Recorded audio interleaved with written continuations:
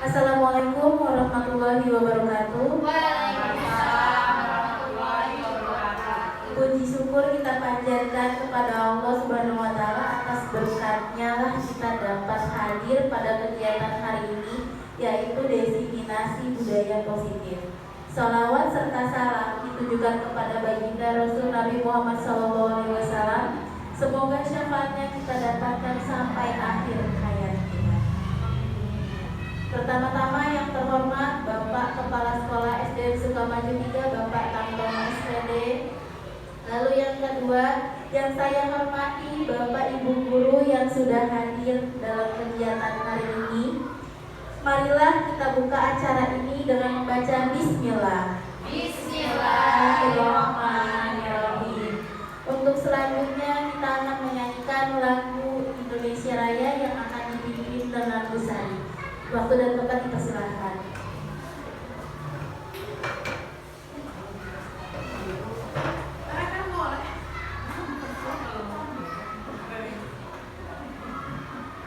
Hadirin dipersilakan duduk.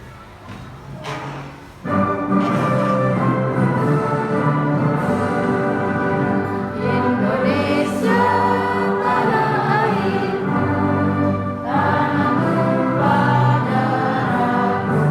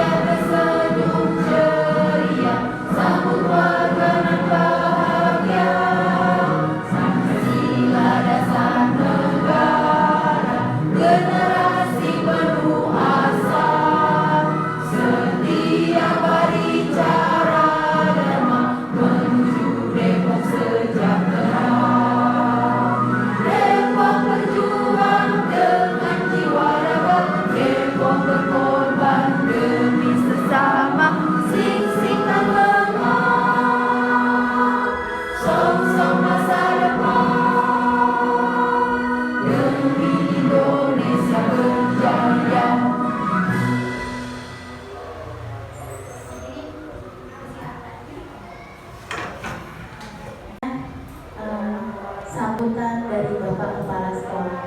Waktu dan tempat dipersilakan Bapak.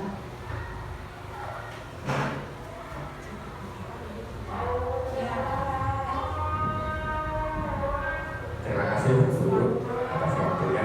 Saya ucapkan bismillahirrahmanirrahim. Assalamualaikum warahmatullahi wabarakatuh. Alhamdulillah wa syukurillah.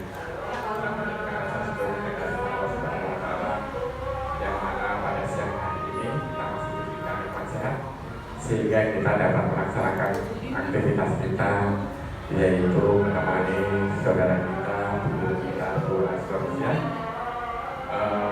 dalam melaksanakan diseminasi budaya positif. Selamat serta salam semoga selalu tercurah pada dia bisa Muhammad Sallallahu Alaihi Wasallam beserta keluarga dan para sahabatnya. Mudah-mudahan kita selalu setia menjadi pengikutnya sehingga dapat syafaat dan syafaat sampai di akhir nanti. Bapak Ibu guru yang saya banggakan, yuk sama-sama kita dukung kegiatan saudara kita, rekan-rekan kita dalam melaksanakan kegiatan guru penggerak.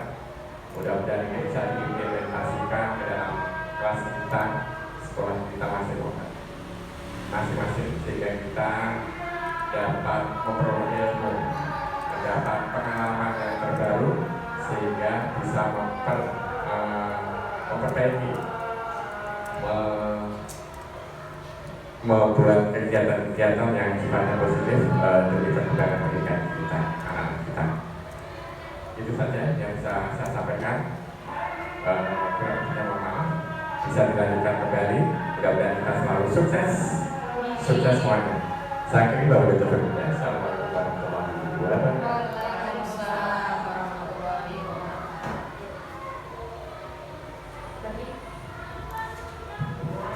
Terima kasih Bapak atas sambutannya. Untuk selanjutnya kita akan ada pemaparan materi tentang diseminasi budaya positif yang akan dijelaskan langsung oleh Guru Asia. Silahkan Guru Asia.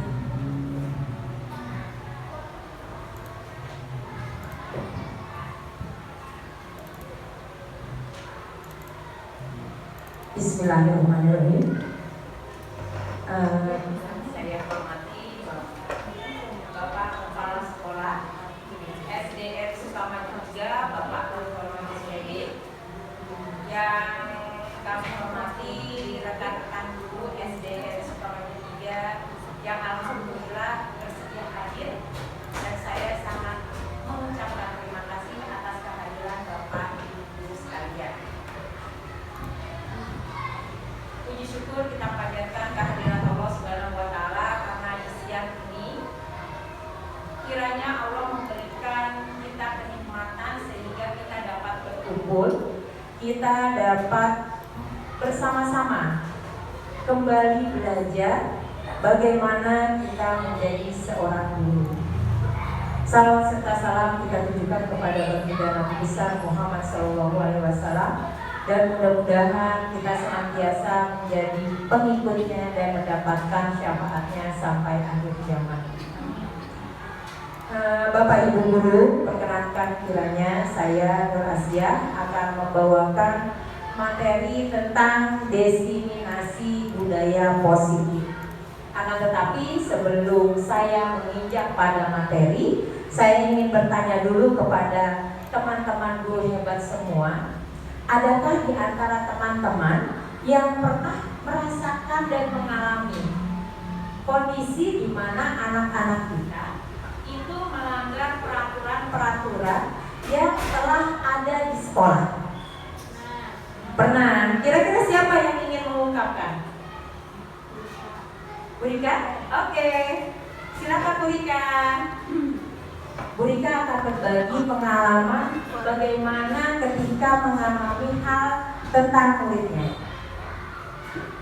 Baik, terima kasih Bu As atas waktunya. Saya ingin berbagi pengalaman di kelas saya. Ada beberapa siswa yang pernah melanggar, bukan melanggar sih, pernah tidak melakukan kesepakatan kelas. Kelas saya itu ada kesepakatan kelas untuk hadir tepat waktu. Namun masih ada siswa yang suka hadir setelah jam masuk gitu Bu Aas. Nah seperti itu mungkin. Ada juga mungkin anak-anak yang tadinya sudah sepakat untuk saling menghargai, namun ada yang masih suka meledek temannya. Gitu. Itu aja Bu Aas permasalahan yang pernah terjadi di kelas saya. Terima kasih. Oke. Lanjut, siapa lagi yang mau mengungkapkan permasalahan yang selama ini terkadang kita alami? Bu Putri?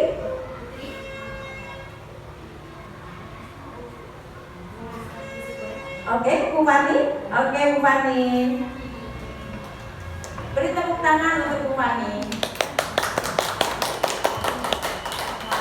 Kita bagi teman-teman kita yang berani maju ke depan, yuk sama-sama kita tepuk keren.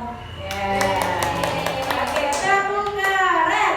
Wow, keren. Wow, keren, asik. Wow, keren. Wow, keren, asik. Oke, silakan Bu Fani. Baik Boas, terima kasih waktunya. Kebetulan Boas di kelas Fani itu kurang disiplin masalah PR Boas. Wow. Dari sekolah sudah dapat tugas untuk dikerjakan di rumah, akan tetapi ternyata sering ada beberapa anak yang tidak mengerjakan PR, dan itu tidak hanya satu hari, berulang sampai beberapa hari seperti itu. Ternyata teman-teman ternyata di sini kita hampir sama semua. Murid-murid kita sering melanggar peraturan yang ada di sekolah. Tetapi ada sebuah pertanyaan besar antara peraturan dan kesepakatan. Ya, mengapa sih sekarang kita bergeser yang tadinya peraturan ke kesepakatan? Kira-kira ada nggak yang teman-teman ingin mengungkapkan apa arti daripada peraturan, apa arti dari kesepakatan? Ada?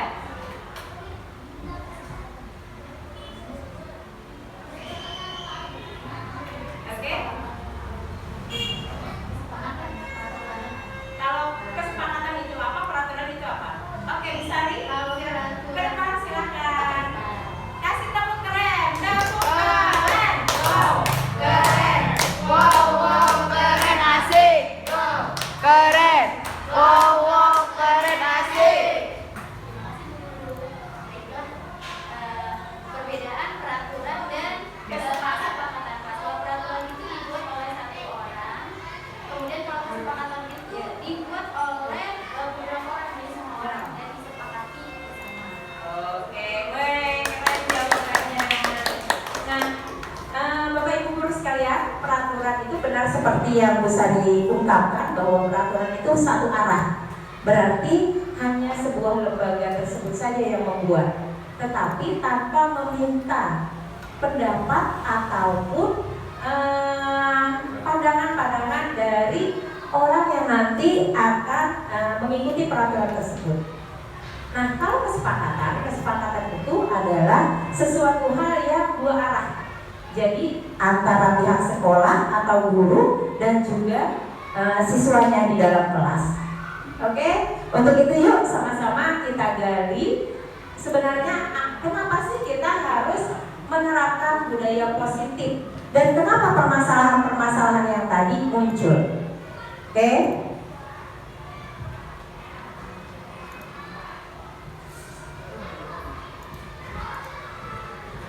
Yuk kita lihat dulu, kita telaah tentang visi SDN Sukamaju 3. Visi SDN Sukamaju 3 yaitu terwujudnya pelajar yang unggul, berprestasi, berkarakter, dan berakhlak mulia. Nah, dari berkarakter ini ternyata kita lihat dari visi kedepannya bangsa Indonesia bahwa mempunyai visi pelajar Pancasila. Siswa-siswinya memiliki profil pelajar Pancasila, di mana di sini beriman bertakwa kepada Tuhan Yang Maha Esa serta berakhlak mulia. kemudian mandiri, kemudian bernalar kritis, kreatif, bergotong royong, serta berkebinekaan global. Telisik lagi, kita lihat lagi, kita telah lagi. Nah, untuk mewujudkan itu semua, maka perlu adanya pembiasaan-pembiasaan yang dapat menumbuhkan budi pekerti. Karena tadi seperti yang Bu Rika, Bu Fani ungkapkan, itu adalah permasalahan-permasalahan yang sebenarnya datang dari kepribadian, tingkah laku, tingkah pola anak murid kita. Nah, di sini maka otomatis kita harus menjadikan budaya positif baik dalam lingkungan sekolah maupun tentunya bukan hanya di lingkungan sekolah, tetapi ketika mereka bergabung dengan masyarakat luas. Lanjut. Nah, sebenarnya apa sih budaya positif? Budaya positif adalah nilai-nilai, keyakinan-keyakinan, dan kebiasaan-kebiasaan di sekolah yang berpihak pada murid. Hal ini dilakukan agar murid dapat berkembang menjadi pribadi yang kritis, penuh hormat, dan bertanggung jawab.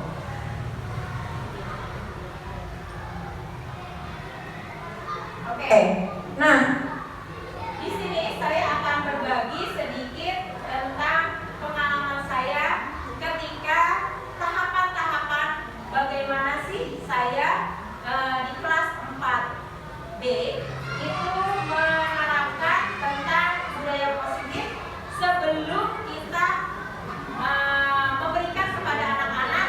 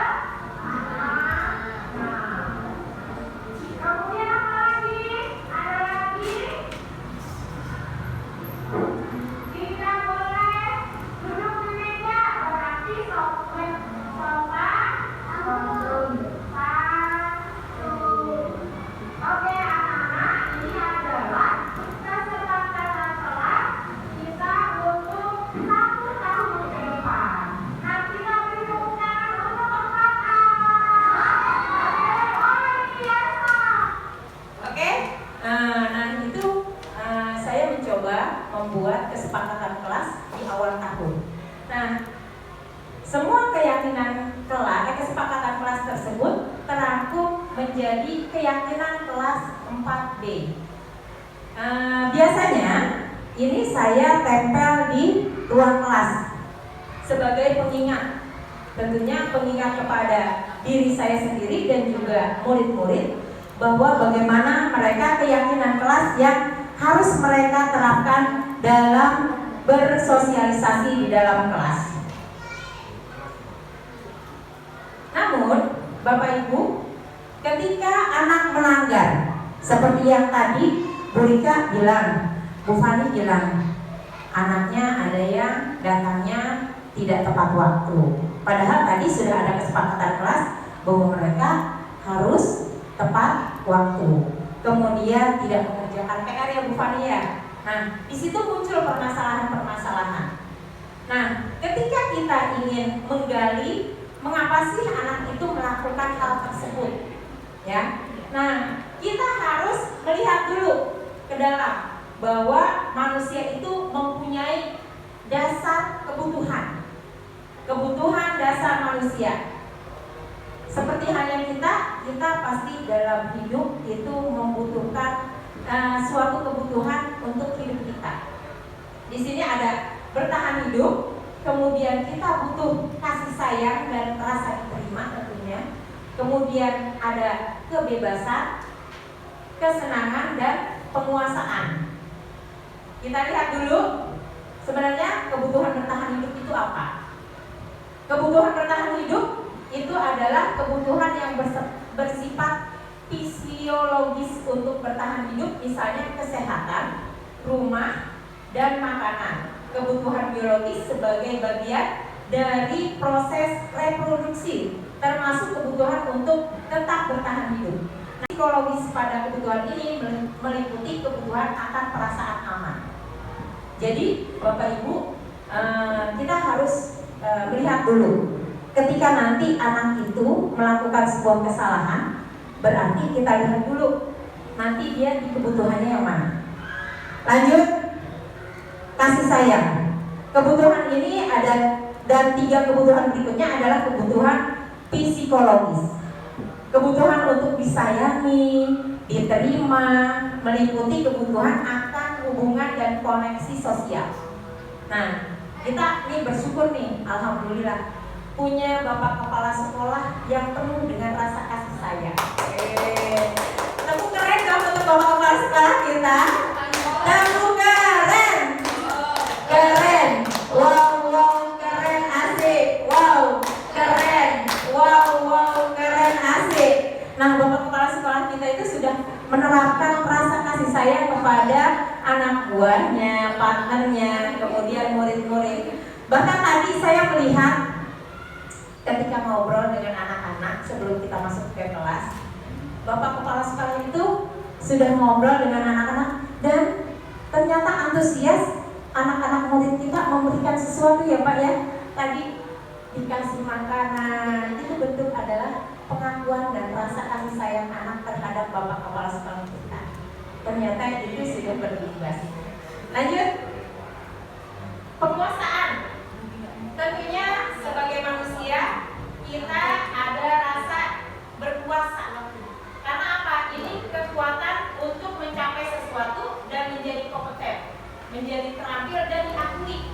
Jadi kalau orang yang ingin berkuasa itu berarti karena dia ingin diakui kemampuannya. Lanjut, kebebasan. Siapa sih manusia yang tidak butuh bebas? Terkadang peraturan-peraturan itu merasa kita tertekan. Betul tidak Bapak Ibu Guru? Iya.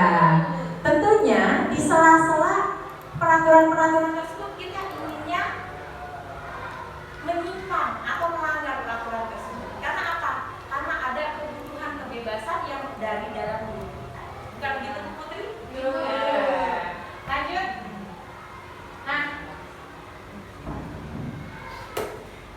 mohon maaf agak lama sedikit, Bapak.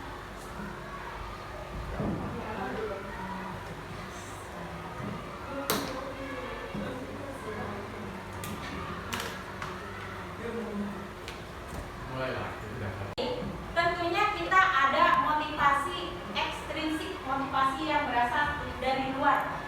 dan juga motivasi dari intrinsik atau dari dalam. Dari dalam Betul, dari dalam itu sendiri. Nah, kita berupaya sebagai guru, hendaknya sebagai di sini ada beberapa tingkatan, sebagai penghukum, pembuat orang merasa bersalah, terus teman, pemantau, atau kita pada level manajer. Sekarang kita mencoba untuk menelaah sebenarnya kita posisinya di mana. Saya sendiri, saya pribadi juga boleh dikatakan level saya masih rendah. Cuma kita akan terus belajar untuk menuju ke arah manajer. Nah, ketika guru berbuat, biasanya ketika guru menghardik, menunjuk-nunjuk, menyakiti dan menyindir, dan guru berkata, kalau kamu tidak melakukannya, saya akan.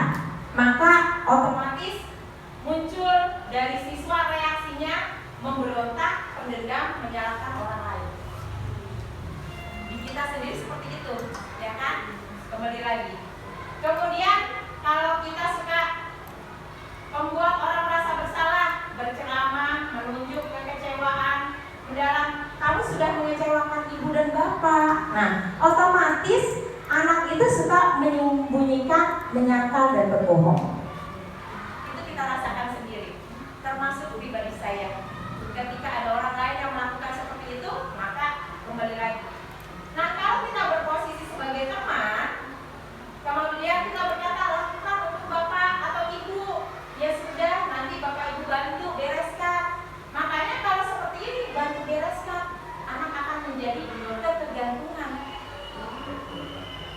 Kemudian kalau kita biasanya gini, apa peraturannya, apa konsekuensinya, kita sebagai posisi pemantau, maka konsekuensinya, sanksinya, apa yang telah kamu lakukan, apa yang terjadi sekarang. Maka biasanya siswa itu akan menyesuaikan bila diawasi. Kalau nggak diawasi ya udah, mereka akan langsung cari celah. Nah, tetapi di sini ketika kita menjadi posisi manajer, apa yang kita yakini, apa kamu meyakini sesuatu hal, kalau kamu meyakininya, kamu mau memperbaikinya, maka kita mengarahkan anak untuk memperbaiki diri, mencari jawaban untuk menyelesaikan masalah yang mereka hadapi. Nah, maka ini akan menguatkan karakter, watak dan karakter. Nah, ini ada beberapa lagi sampai ke bawah tentang kaitannya dengan dunia berkualitas sampai pada akhirnya murid meletakkan dirinya sebagai individu yang positif dalam dunia yang berkualitas. Oke, next, lanjut. Bapak Ibu, itu tadi tentang tindakan-tindakan yang kita lakukan. Nah, lalu bagaimana sih kita sebagai guru hendaknya untuk boleh dikatakan memperlakukan siswa ketika mereka melakukan kesalahan. Tadi seperti Bu Rika dan Bu Fani ungkapkan, itu hal yang boleh dikatakan hampir semua kelas dan Bapak Ibu pun termasuk saya mengalami anak yang sering tidak mengerjakan PR, datang terlambat, itu pastinya akan kita alami.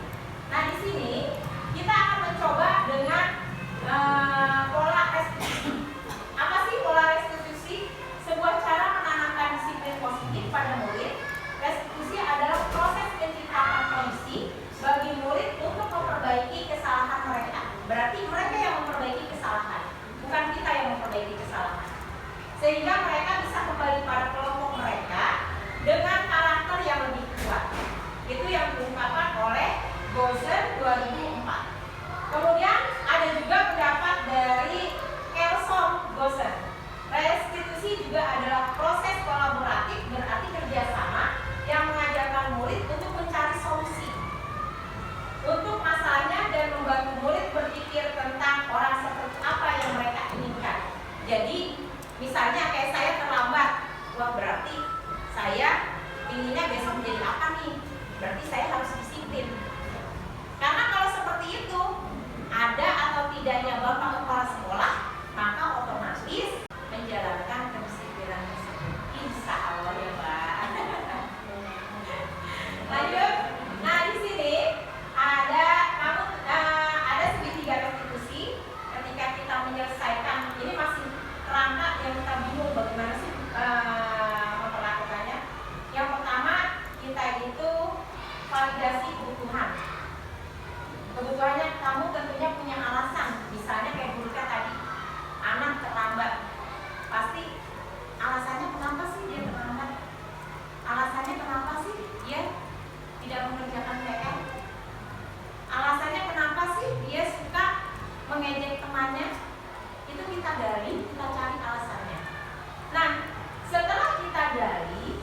kita sebagai guru hendaknya alangkah baiknya, karena kembali kepada diri kita. Kira-kira Bapak Ibu guru, kalau kita melakukan sesuatu walaupun kita salah, termasuk saya pribadi, mau nggak disalahkan? Rata-rata nggak mau. Nah itu dia. Kita kembali lagi kepada diri saya, karena saya bilang iya ya, ternyata saya banyak salahnya ya. Harusnya kita itu memperlakukan anak murid dengan kata-kata setiap orang pasti pernah melakukan kesalahan. Kemudian kamu bukan satu-satunya orang yang pernah melakukan kesalahan.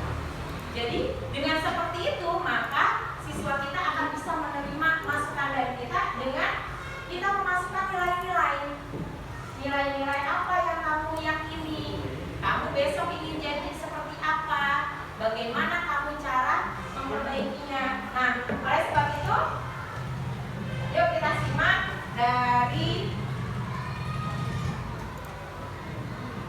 penjelasan yang benar-benar patah dari kementerian. Posisi 50. Salam bahagia Ibu dan Bapak Guru hebat. Dalam penerapan disiplin positif restitusi, salah satu program yang dikembangkan adalah 5 posisi kontrol. 5 posisi kontrol dalam restitusi adalah proses perjalanan seorang pendidik agar dapat mengenali dirinya. Pada video kali ini, kita akan membahas tentang 5 posisi kontrol yang dikembangkan oleh Diane Grosser dan contoh penerapannya.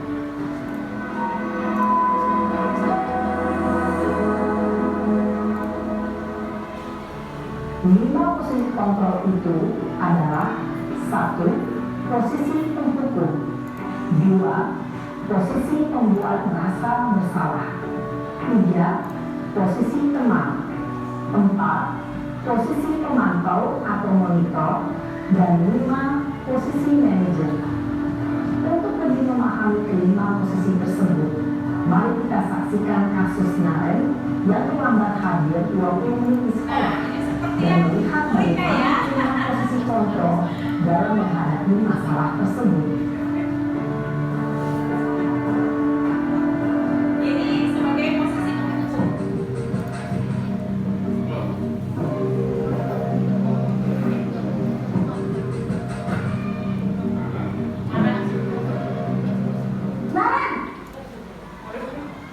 Sini kamu! Selamat pagi Bu. Selalu terlambat. Kamu pasti terlambat. Maaf Bu, saya Apa coba? Apa lagi? Kapan lagi kamu tidak terlambat? Malas sekali ya kamu jadi anak. saya Dasar malas. Gak kapok-kapok sih kamu. Sudah berapa kali terlambat? Sana, kamu keliling lapangan basket 2 kali. kenapa saya harus ke lapangan basket Bu? Kenapa? Kamu melawan ibu. Berani-beraninya jawab. Sudah terlambat, masih berani jawab pula. Sekarang, Kalau kayak gitu, keliling kadang-kadang lapangan kita punya basket masalah ya. 5 kali sekalian. Biar kapok. Cepat. Pergi sana ke lapangan basket. Posisi penghukum biasanya berbicara dengan nada tinggi, menghabis, menunjuk-tunjuk, menyakiti, dan menyuruh. Hukuman bisa berupa fisik maupun psikis. Ibu dan Bapak Guru hebat, sama saya juga. dampak yang terjadi pada murid ketika murid berada pada posisi penghukum adalah murid cenderung akan memberontak, bahkan menyimpan dendam.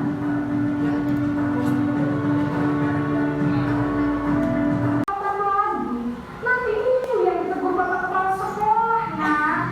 Disangka ibu tidak bisa membina kamu. Duh, gimana ini? Maaf Bu, Duh, Gusti Naren. Kamu suka ya kalau ibu ditegur bapak kepala sekolah? Terus, sekarang ibu harus tulis apa ini di buku absen? Ini kamu sudah sering terlambat loh. Ibu harus apa coba? maaf Bu, maaf sekali. Ya sudah, lain kali jangan bikin ibu susah lagi ya nak ya. Ibu tidak akan kuat lagi kalau kamu begini terus.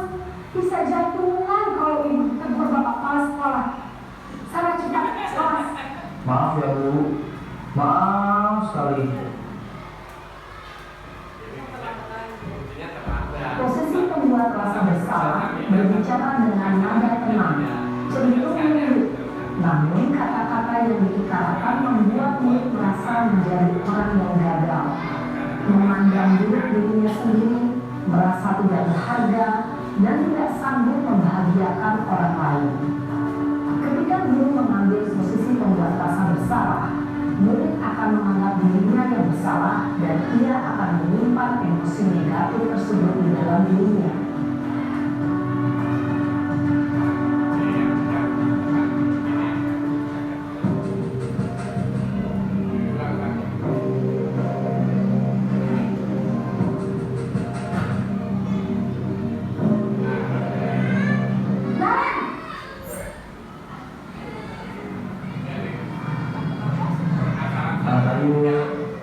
Wah, sudah jam berapa ini nak? Terlambat lagi ya sayang. Iya Bu, habis ibu saya lupa bangunkan saya Bu. Kamu malah menyalahkan ibu kamu. Kamu bukannya anak yang larinya paling kencang. Kok terlambat sih? Sebentar. Kalimatnya berbeda-beda. Jawaban ada dari kalau yang pertama kan sama menyalahkan. Kedua sama tidak ada kemarin kontrolnya. Mohon maaf Bapak Ibu, sinyalnya.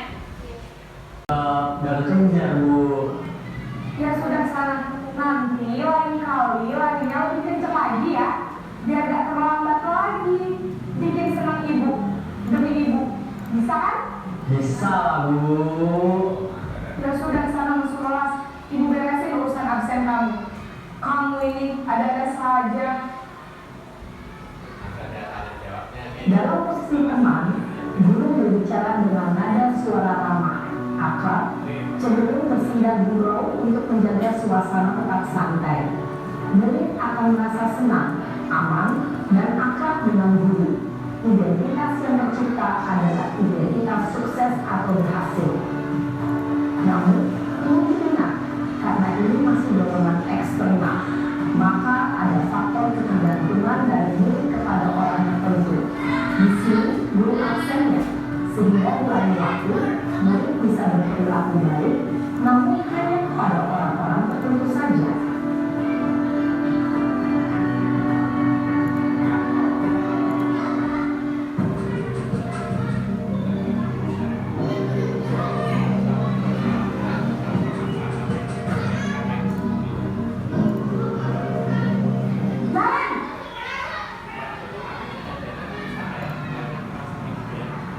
Selamat pagi Bu.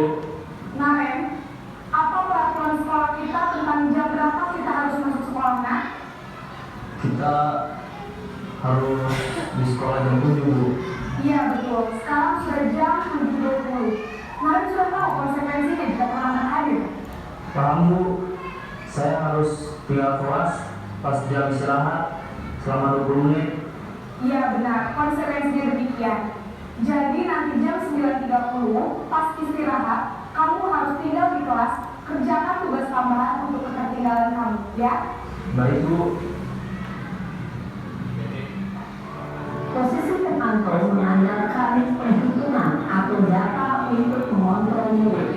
Guru mengarahkan murid berdasarkan peraturan dan konsekuensi. Seorang pemantau menunjukkan bahasa tubuh dan ekspresi wajah yang datar dan cenderung formal.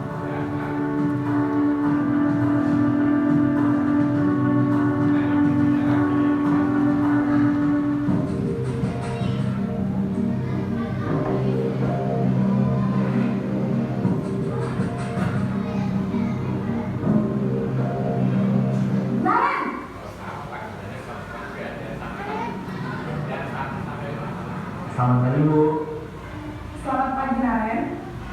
Maaf Bu, saya terlambat. Iya, sekolah masuknya jam 7, sekarang sudah jam 7.20. Jadi sekarang bagaimana ini Naren? Maaf Bu, saya lupa setel alarm saya semalam. Baiklah, menurut kamu, keyakinan sekolah yang mana yang perlu kamu tingkatkan? menghargai diri sendiri dan orang lain mungkin ya Bu. Setuju. Jadi, apakah Naren meyakini prinsip saling menghormati tersebut? Iya Bu, saya meyakininya. Apakah Naren bersedia memperbaiki masalah keterlambatan ini? Bersedia Bu. Bagaimana kamu akan perbaiki masalah keterlambatan ini? Saya akan coba untuk tidak lupa menyetel alarm saya Bu. Baik, kalau Naren lupa menyetel alarm di rumah, ada orang yang kira-kira bisa bantu mengingatkan tidak? Ada Bu. Kata saya, Kak Emma. Ada lagi selain Kak Emma? Selain Kak Emma, ada ibu saya. Baik, jadi yang mengingatkan Naren adalah Kak Emma dan ibu kamu ya? Kira-kira akan mulai setel alarm kapan nih Naren? Setelah pulang sekolah, akan segera saya lakukan. Baik, jadi Naren akan setel alarm untuk bangun besok pagi dan akan diingatkan oleh kakak dan ibunda Naren ya? Ada lagi yang mungkin perlu dilakukan Naren? Agar tidak terlambat bangun lagi. Tidak ada Bu. Baik Naren, terima kasih untuk kerjasama kamu. Sekarang kamu perlu kembali ke kelas untuk belajar. Baik Bu, terima kasih. Posisi manajer adalah posisi kontrol yang disarankan untuk membimbing murid memiliki sikap disiplin yang positif, yaitu murid yang mandiri, bertanggung jawab, dan dapat memecahkan masalah. Tujuan dari posisi ini adalah agar murid dapat berefleksi atas tindakannya. Guru akan dengan terus memberikan pertanyaan-pertanyaan untuk menyelesaikannya. Ibu dan Bapak guru hebat, setelah mengamati adegan kelima posisi kontrol tadi, kira-kira posisi mana yang paling ideal? Posisi mana yang dapat menunjang motivasi intensif murid? Ya, tentu posisi manajer. Posisi ini memang posisi ideal yang ingin dituju setiap murid. Pada posisi inilah, guru dapat menerapkan disiplin positif yang berpihak pada murid, yang memerdekakan murid. Perjalanan seorang pendidik tentunya tidak mudah untuk sampai pada posisi seorang manajer. Namun, tujuan kita pasti, yaitu menciptakan murid-murid yang mandiri, merdeka, dan bertanggung jawab. Semoga penggambaran 5 posisi kontrol yang telah diperlihatkan ini dapat menjadi ajang refleksi bagi kita semua, agar dapat terus mengasah dan menerapkan disiplin positif yang memerdekakan murid. Mari terus berlatih dan bersemangat. Selamat menerapkan. Salam dan bahagia, Ibu dan Bapak guru hebat.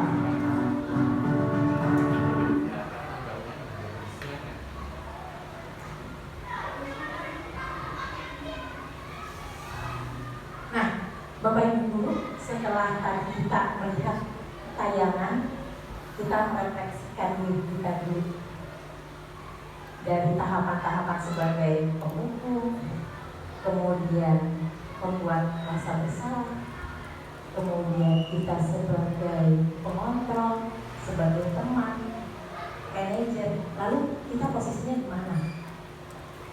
Karena terkadang saya sendiri juga kayaknya, wow, saya sungguh ketika saya masuk ke dalam guru penggerak, ternyata saya banyak kata wow yang saya ungkapkan, ternyata saya masih jauh ya dari kata-kata guru yang ideal. Yuk sama-sama kita refleksikan sebenarnya kita pada posisi mana. Adakah kira-kira teman yang ingin merefleksikan?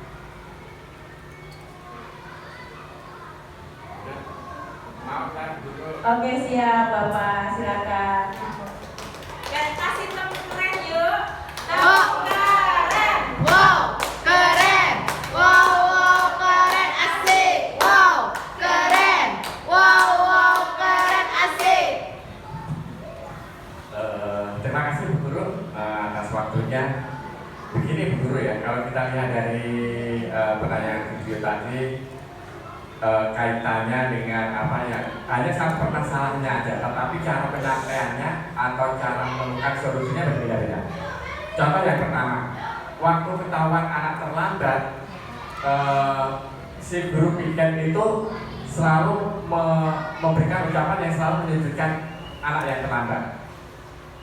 yang sebagai apa? Nanti penghukum ya, penghukum. Dan anak itu tidak diberikan kesempatan sama sekali untuk memberikan alasannya kenapa terlambat, tidak ada kesempatan untuk menyampaikan pendapatnya. Artinya kita sebagai guru sudah langsung menjelaskan bahwa anak itu salah dan terlambat tanpa mencari solusinya atau alasannya dari anak itu, karena anak sudah memberikan alasan, tidak ada kesempatan untuk berbicara itu. Kemudian yang sebagai teman, yang kedua hampir sama permasalahannya, anak juga belum ada kesempatan untuk memberikan alasan atau jawaban kenapa dia terlambat. Yang sebagai teman ada diskusi walaupun memang belum mendekati sempurna ya. Tapi kalau dilihat yang terakhir, yang sebagai tim manajer ya guru ya, itu ada komunikasi antara guru piket sama anak yang terlambat, sehingga bisa menemukan solusi-solusi apa yang harus dilakukan anak. Kalau kita lihat tadi sebenarnya permasalahannya yang pertama tadi dia guru piket mengatakan seperti ini. Anak, kamu kalau pengen tidak terlambat, harusnya kamu larinya lebih cepat biar tidak terlambat. Ternyata anak itu menjawab, Bu, walaupun saya berlarinya lebih cepat, ternyata saya masih tidak akan terkejar waktunya. Gitu. Kalau kita tarik kesimpulannya, intinya anak ini bukan membantu orang tua ya, karena memang akhirnya karena keterlambatan itu disebabkan bangun siang atau kesiangan bangunnya sehingga dia terlambat. Namun pada sisi manajer diberikan kesempatan berbicara solusinya. Apa solusinya? Bahkan tadi sempat mengatakan nanti setelah pulang sekolah saya akan sama guru piket disuruh untuk mengaktifkan alarm satu. Yang kedua juga harus ada pihak yang membantu, misalkan kakaknya yang bangunkan. Kemudian ada lagi yang membantu lagi ibunya kalau misalkan dia bangun. Jadi di sini kita Bapak Ibu guru berarti kita harus mencari solusi, mencari juga tidak harus menyalahkan anak aja, tetapi harus mencari solusinya gimana supaya itu tidak terlambat lagi. Seperti itu Bu Guru. Terima kasih.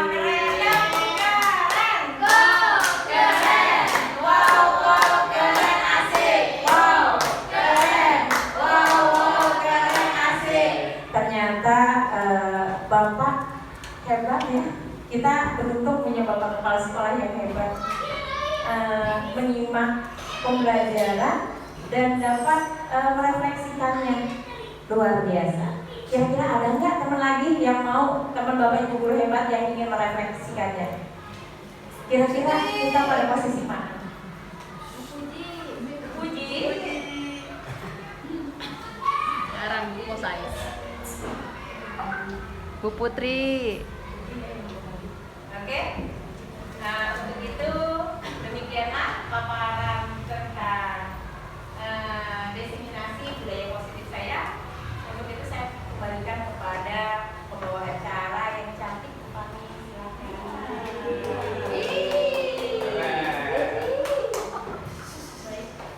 Baik teman-teman, untuk acara selanjutnya yaitu kita tanya jawab. Barangkali ada ulama yang ingin ditanyakan, silahkan ditanyakan ke Bu Nasia. Oke, siap. Siapa yang ingin ada yang ingin bertanya Bapak Ibu guru hebat?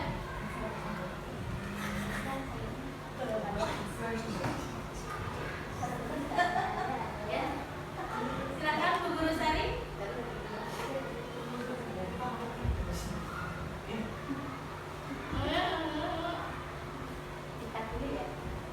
Ayo guru. Ya, baik Bapak. Silakan Bapak ke depan.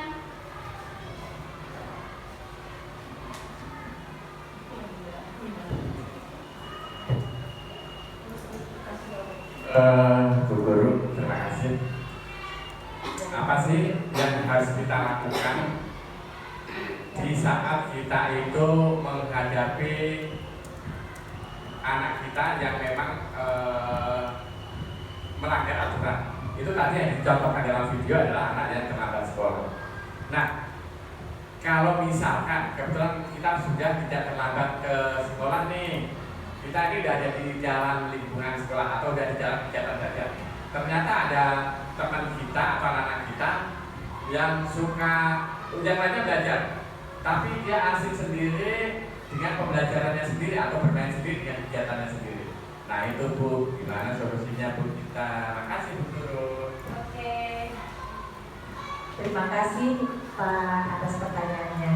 Saya akan coba menjawab. Tetapi sebelumnya saya ingatkan sekali lagi, mudah-mudahan jawaban saya itu tidak memuaskan Bapak Ibu.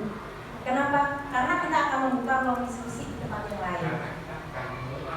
Iya, betul.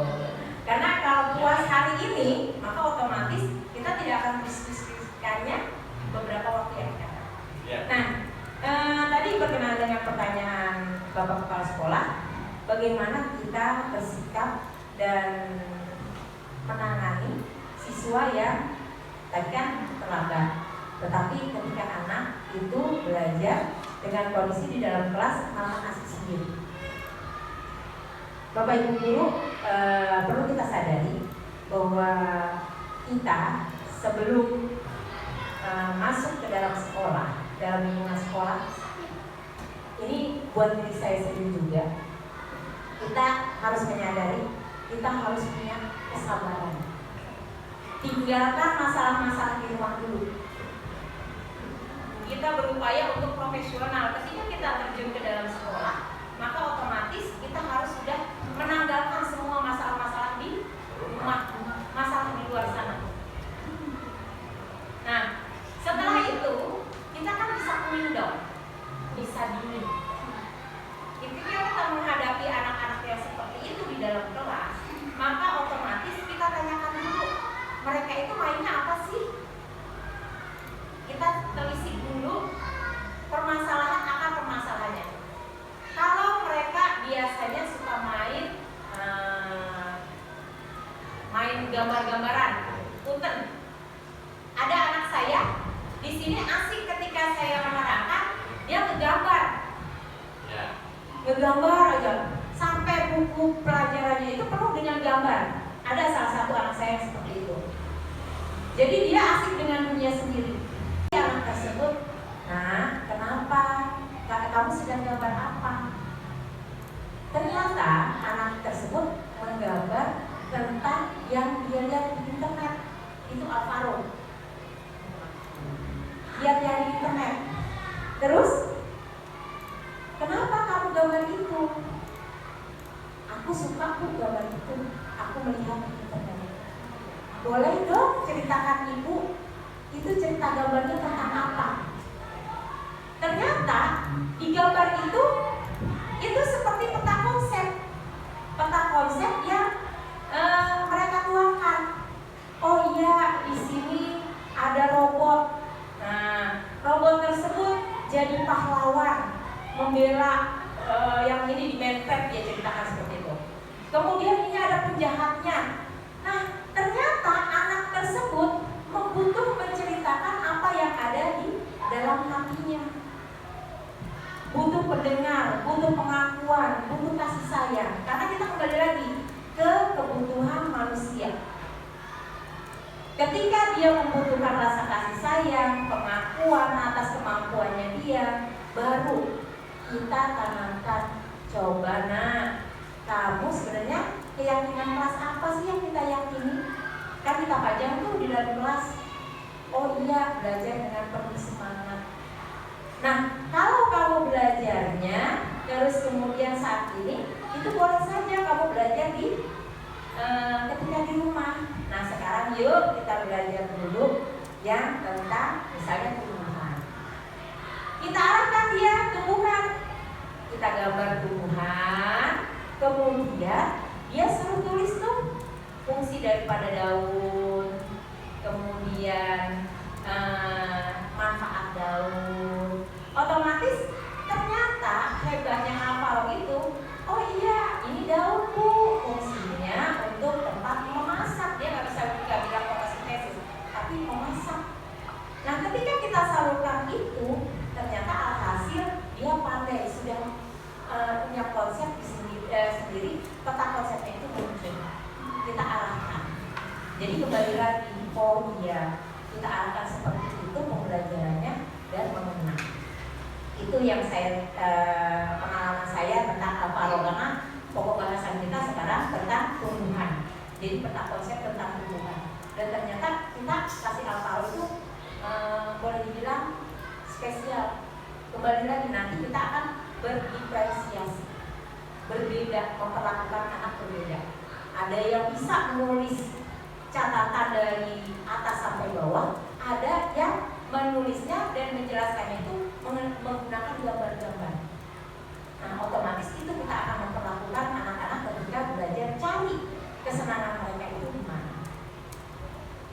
Arahkan mereka untuk bercerita terus, bercerita ketika gambar mereka itu digambar di buku. Itu. Jadi kembali lagi sambil kita menanyakan keyakinan kelas, kemudian kita mencoba mencari solusi dengan peta konsep yang dia buat dari Minecraft itu kita alihkan ke tanaman. Saya rasa itu jawaban dari saya. Mudah-mudahan Bapak Kepala Sekolah tidak puas karena kita akan bisa membuka diskusi-diskusi lain di lain waktu. Ya, betul. Oke. Ya, ada yang ingin bertanya lagi Bapak Guru? Oke, Bu Siti, silakan. Silakan. Saya berat. Iya, aduh. Kamu keren. Keren, wow, keren, wow, keren, asik, wow, keren, wow, keren, asik. Terima kasih. Assalamualaikum warahmatullahi wabarakatuh. Waalaikumsalam warahmatullahi wabarakatuh. Terima kasih untuk waktunya doa sisi dan bertanya. Saya memiliki sedikit hambatan untuk siswa kelas 5. Jadi kelas 6 itu terdapat beberapa siswa yang belum bisa baca tulis dan belum paham dengan huruf. Jadi mohon solusinya bagaimana? Satu. Yang kedua, ada salah satu siswa saya yang memang minat untuk belajar hadir ke sekolah itu berbayar siswa. Kadang sehari masuk, 2 hari 3 hari tidak masuk. Setelah saya berkoordinasi dengan orang tuanya sendiri sudah menyerah karena alasannya belum bisa, dinasihati sudah tidak bisa. Jadi saya mohon masukannya, solusinya bagaimana. Terima kasih. Assalamualaikum warahmatullahi wabarakatuh. Waalaikumsalam warahmatullahi wabarakatuh. Luar biasa permasalahan-permasalahan yang bisa merefleksi kita sebagai guru. Yang pertama tadi berkenaan dengan belum paham baca. Oh iya, belum paham baca tulis. Bapak Ibu guru sekalian, kita kembali lagi. Pembelajaran kita itu berdiferensiasi bahwa ada kodrat alam yang harus kita pahami di sini. Setiap anak mempunyai kemampuan berbeda-beda, mempunyai pemahaman yang berbeda-beda. Nah, apabila kondisi seperti itu boleh dikatakan, kita lihat lagi bagaimana anak tersebut di rumah. Kemudian kalaupun memang di belakang sana, ketika dia sebelum masuk kelas 6 ini dia punya permasalahan, boleh dikatakan tidak masuk sama sekali. Sebuah prestasi yang sangat besar menurut saya kalau Bu Siti bisa membuat anak itu bisa masuk. Betul kan? Walaupun dalam 1 minggu 3 hari. Berarti itu daya tarik Bu Siti luar biasa. Gift yang Allah berikan itu adalah luar biasa. Anugerah yang tadinya guru yang sebelumnya mungkin tidak bisa menangani, tapi ketika Bu Siti dia hadir 2 hari 3 hari luar biasa. Dan tinggal kita sebagai guru dengan kebesaran hati memperbesar rasa sabar, meningkatkan energi kesabaran, dan bagaimana kita jangan lelah untuk mencari solusi-solusi dari anak-anak kita. Saya rasa itu untuk jawabannya, dan kita mungkin seiring dengan waktu kita akan terus berdiskusi bagaimana kita hendaknya sebagai seorang guru dan ketika kita menemukan masalah-masalah tersebut. Saya rasa cukup untuk hari ini, karena kalau diteruskan kayaknya kita nggak ngajar-ngajar ya. Jadi nanti kita akan sambung di lain waktu karena permasalahan-permasalahan ini adalah sesuatu hal yang sangat menarik dan kita akan coba berupaya sebagai guru kembali lagi harus punya power, semangat yang lebih lagi. Saya rasa cukup. Saya akhiri. Wabillahi taufiq wal hidayah. Wassalamualaikum warahmatullahi wabarakatuh. Waalaikumsalam warahmatullahi wabarakatuh. Baik, sebelum mengakhiri kegiatan hari ini, izinkan saya membacakan sebaik dua bait pantun. Tapi sebelumnya saya ingin bilang cakep ya teman-teman. Mandi di kali bareng si Amat. Cakep. Mandi malah diintip. Kita sama-sama semangat. Cakep. Bareng-bareng membangun budaya positif. Ya teman-teman. Pergi ke mall mau beli baju biru. Cakep. Hendak pergi tak lupa berdandan. Cakep. Sampai jumpa lagi dari pembelajaran baru. Semoga kita menjadi guru teladan. Alhamdulillah kegiatan hari ini berjalan dengan lancar ya teman-teman. Mudah-mudahan kita semua dapat menerapkan budaya positif di sekolah kita. Untuk mengakhiri kegiatan hari ini, mari kita mengucap hamdalah. Alhamdulillahirabbil alamin. Mungkin saya akhiri. Wassalamualaikum warahmatullahi wabarakatuh. Waalaikumsalam warahmatullahi wabarakatuh.